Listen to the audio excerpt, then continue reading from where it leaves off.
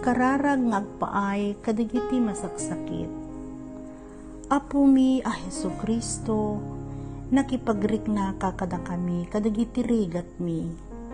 Ket kinargam dagiti ladingit mi, tapno maipakitam anasaya at kada kami, ti kinapateg, ti kinakapsot ken kinaanos. Denggem kadi Apo, dagitoy ar-araraw mi, nga agpaay, kadigiti agsagsagaba iti sakit da. Ama, sika tinangted ti biag mi, ket dawaten mi kadi Apo, nga sikamet laeng timangted ti bangar, ken pan nakaagas, dagitoy nga sakit, nga kimmapet iti bagita. Apo mi a Diyos, sika ti gubwayan ti kaasi, ken kinaimbag.